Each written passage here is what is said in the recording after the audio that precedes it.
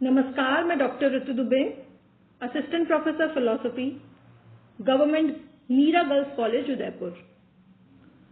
आज मैं BA honours philosophy first year के चारों पेपर्स के सिलेबस से आपका परिचय करवाऊंगी।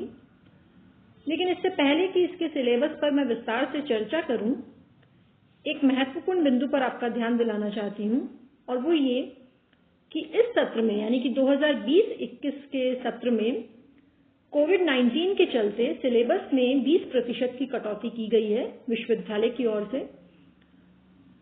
यानी कि आपके सिलेबस में पहले 5 यूनिट सम्मिलित थी, उसमें से जो 5वीं यूनिट है, जो 5th यूनिट है, उसको इस सत्र में हटाया गया है, क्योंकि आप सभी जानते हैं कि जो सत्र है वो बहुत देरी से शुरू हुआ।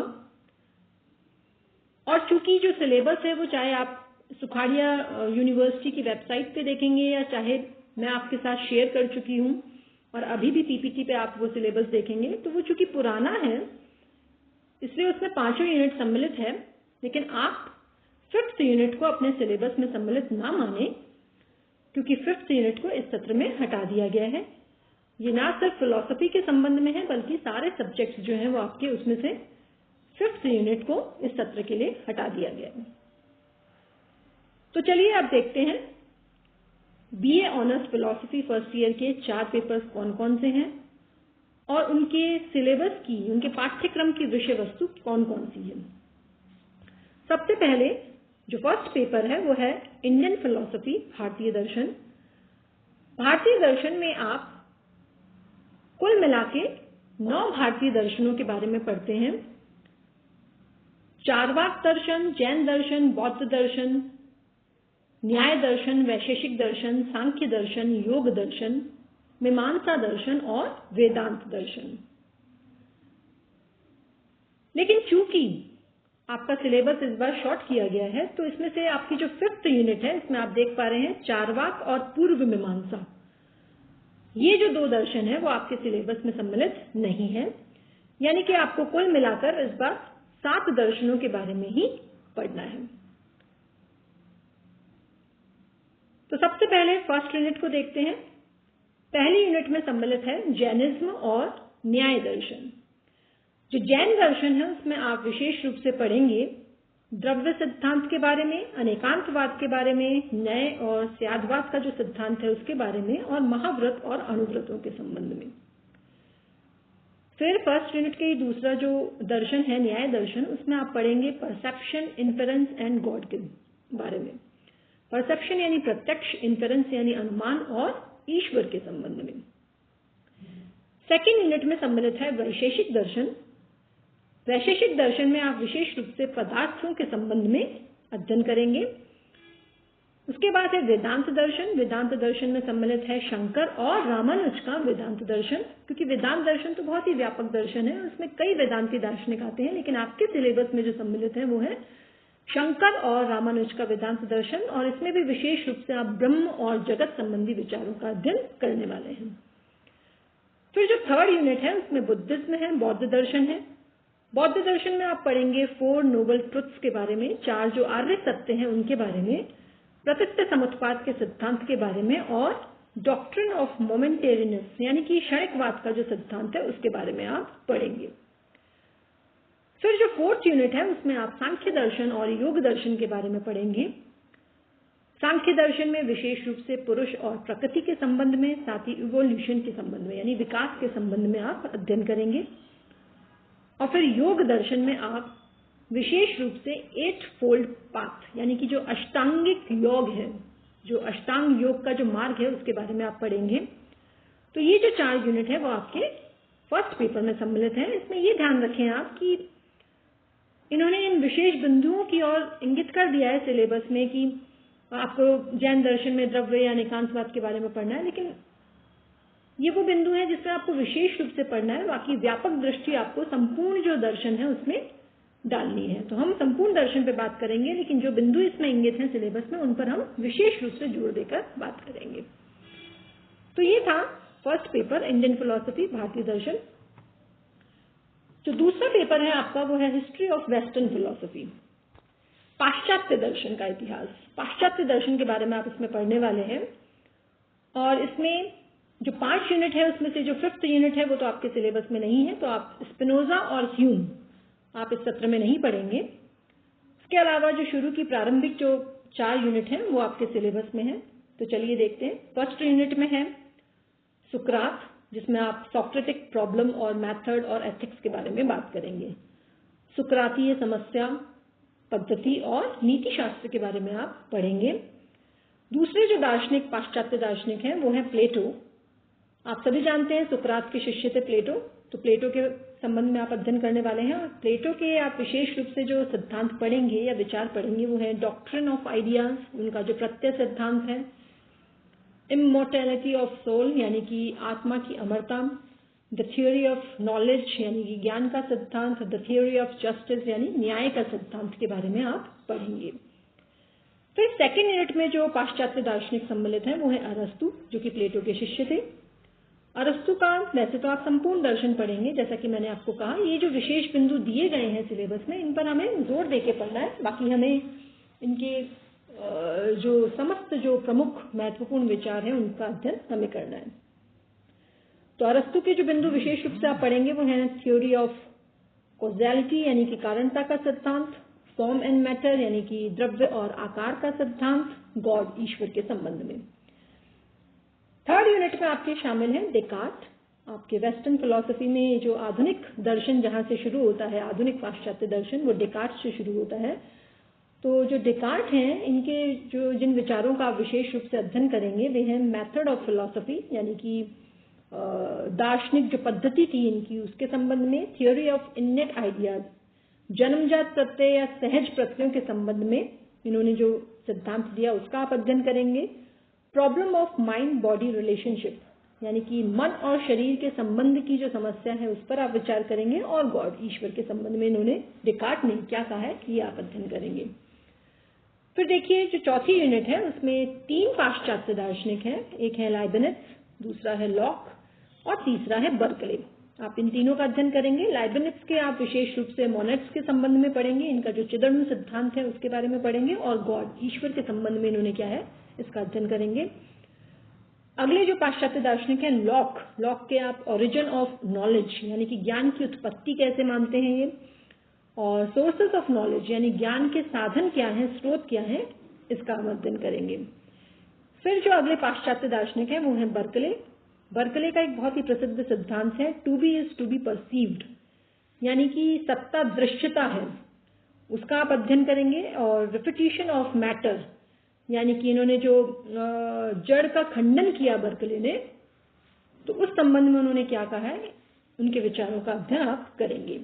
तो ये जो 4 यूनिट है वो आपके सेकंड पेपर में है। फिर आपका जो थर्ड पेपर है वो है वर्ल्ड रिलीजन्स का, विश्व धर्म, विश्व के प्रमुख धर्मों पर आप इसमें पढ़ेंगे।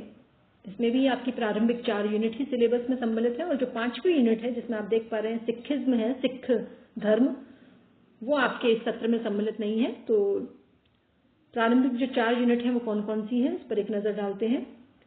जो फर्स्ट यूनिट है उसमें आप हिंदुइज्म के बारे में पढ़ेंगे, हिंदू धर्म के बारे में, विशेष रूप से basic principles, religion, soul, rebirth, law of karma, moksha, ethical teachings, यानी कि जो हिंदू धर्म का जो आधारभूत सिद्धांत हैं, जो धर्म है, जो आत्मा है, रिबर्थ यानी कि पुनर्जन्म के संबंध में, और कर्म और मोक्ष का जो सिद्धांत है इनका उसमें पढ़ेंगे, और एथिकल टीचिंग्स है ना, नैतिक शिक्षा के संबंध में इन्होंने जो बातें कही हैं वो हम पढ़ेंगे। सेकेंड यूनिट में जो 2 धर्म सम्मिलित हैं वो है एक तो जैन धर्म और दूसरा है बौद्ध धर्म। जैन और बौद्ध आप इंडियन फिलॉसफी फर्स्ट पेपर में भी पढ़ने वाले हैं, और ध्यान रखें इसमें भी आप पढ़ेंगे। वहां दर्शन की दृष्टि से हमने विशेष रूप से विचार किया, और यहाँ आप धर्म की दृष्टि से विचार करेंगे। तो जैन धर्म में जिन जिन विशेष बिंदुओं को सम्मिलित किया गया है आपके सिलेबस में वो है रियलिटी यानी कि वास्तविकता, सत्ता के संबंध में इनके क्या विचार हैं, रिलीजन धर्म के संबंध में, सोल यानी आत्मा के संबंध में, लिबरेशन यानी स्वतंत्रता के संबंध में, एथिक्स यानी नीति, नैतिकता या नीति शास्त्र के संबंध में, और एथिज्म यानी कि नास्तिकता के संबंध में इनका क्या कहना है, अनीश्वरवाद के संबंध में इनका क्या कहना है। फिर जो सेकंड यूनिट में दूसरा जो धर्म है वो है बौद्ध धर्म। इसमें आप सफरिंग जो दुख है उसके संबंध में पढ़ेंगे, नोबल ट्रुथ यानी आर्य सत्य के संबंध में पढ़ेंगे, सेल्फ यानी स्वयं यानी आत्म के संबंध में, और एथिक्स फिर नीति शास्त्र के संबंध में, डॉक्ट्रिन ऑफ एथिज्म यानी कि जो इनका अनीश्वरवाद का सिद्धांत था बौद्ध दर्शन का वो पढ़ेंगे आप, और कर्म के संबंध में आप पढ़ेंगे।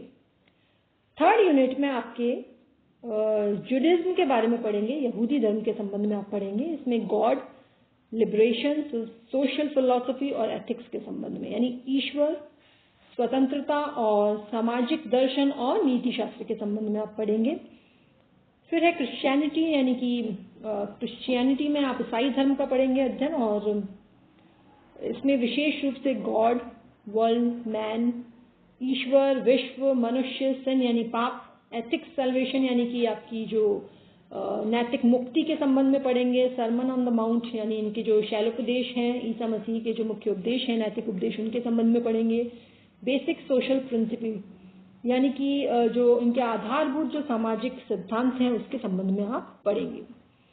फोर्थ यूनिट में सम्मिलित है इस्लाम धर्म, और इसमें आप पढ़ेंगे कार्डिनल प्रिंसिपल्स, इनके जो मुख्य जो सिद्धांत हैं, प्रमुख सिद्धांत, उसके संबंध में, रियलिटी यानी सत्ता या वास्तविकता के संबंध में, रिलीजन इन धर्म के संबंध में, और एथिकल टीचिंग इनकी जो नैतिक शिक्षा है उसके संबंध में आप अध्ययन करेंगे।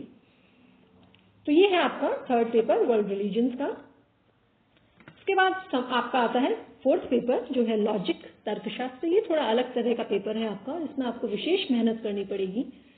ये बात मैं इससे कह रही हूँ क्योंकि मुझे लगता है कि ये जो पेपर है उस पर आपको विशेष रूप से ध्यान इसलिए देना पड़ेगा, थोड़ा टफ पेपर है ये, तो आप एहतियात रखें इसमें, सावधानी से इसे पढ़ें, और मैं वीडियोस शेयर करूं उसको समझने का प्रयास करें, और कहीं भी कुछ समस्या हो तो आप डेफिनेटली चारों पेपर्स में आप कहीं भी मुझसे पूछ सकते हैं जब तक कि आपकी नियमित कक्षाएं शुरू नहीं होती। लेकिन लॉजिक में विशेष रूप से मैं कह रही हूँ कि क्रमशः हर पॉइंट को आप, हर बिंदु को क्लियर करके चलें। तो ये जो लॉजिक पेपर है इसमें भी आप देख पा रहे हैं कि जो 5 यूनिट है उसमें से 5th यूनिट आपके सिलेबस में नहीं है, तो उसे आप हटा दें। और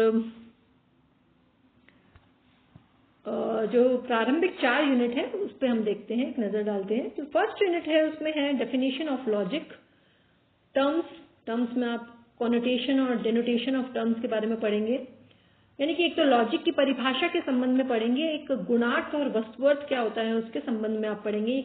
ये तार्किक पद हैं, तार्किक शब्दावली हैं, लॉजिकल टर्म्स हैं जो आप अभी शायद नहीं पहचान पा रहे, जब आप पढ़ेंगे, अध्ययन करेंगे तब आप समझ पाएंगे।